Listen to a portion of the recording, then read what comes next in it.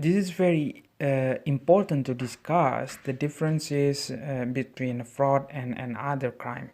It is to avoid the overlooked reasoning behind the generalized usage of dispositional variables as the predictors of unlawful act or crime. Why I say that? Because there is a fundamental misconceptions regarding the use of dispositional factors or individual personality trait as the causal factors of fraud happening in organization. I believe that fraud happening in organizations is something different. I want to say that fraudulent behaviors are not synonymous with delinquencies or other street felonies.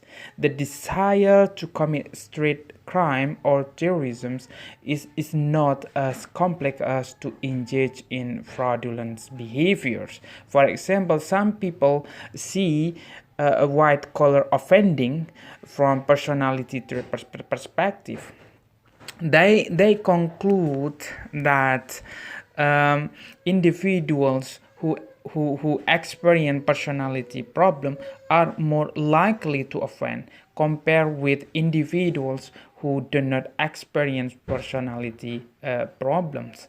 I think this consensus it is too early to conclude that personality problems in relation to fraudulent behaviors have a direct impact on aspect of illicit goal-directed behavior.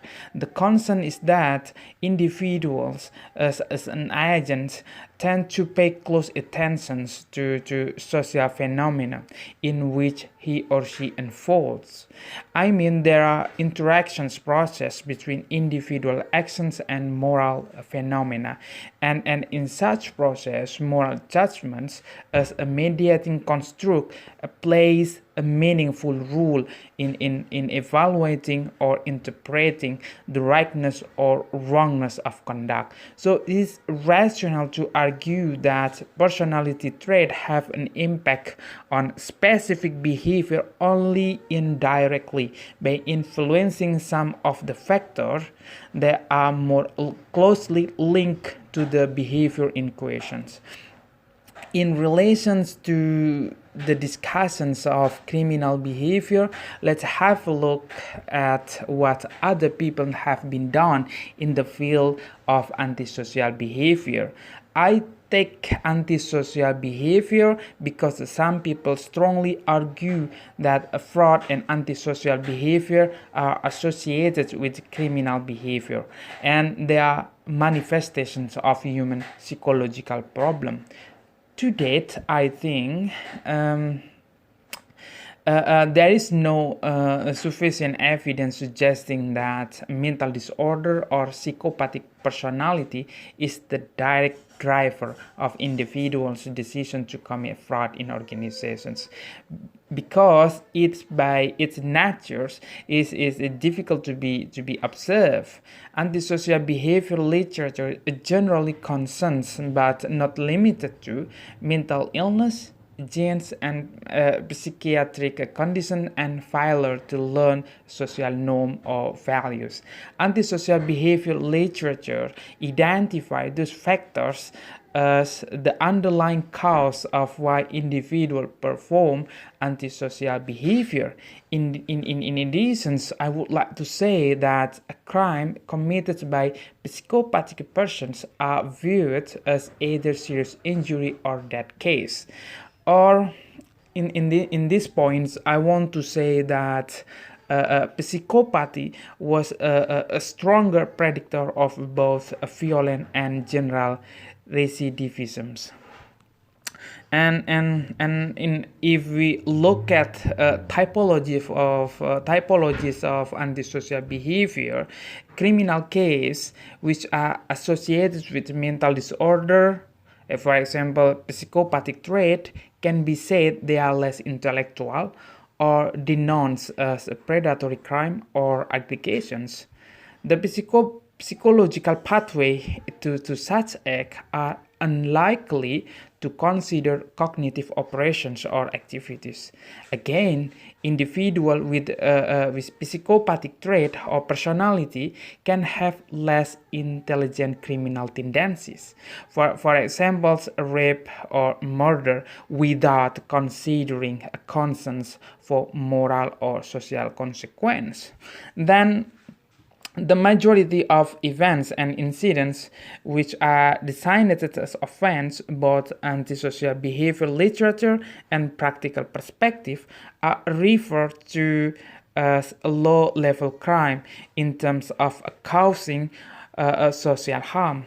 In this sense, it is also rational if we argue that criterions of dangers or risk of harm was not only applied to the victims or object being targeted, but also the cumulative impact on society and social organizations. We have to consider in this context a domino effect of offense when analyzing the antecedent and consequence. Importantly, I want to say individuals with mental disorder tends to be more reactive in nature to commit violent crime, with a lack of a judgment to determine what is morally right and wrong. This is to say that from my previous discussion, that frauds are not born in that way. I do realize that studying human behavior in fraud domains is something of a mystery. It is difficult to be predicted. Individual perpetrating occupational fraud in general can be argued that they are law-abiding citizens. They do not concern themselves in advance with how they should become fraudsters.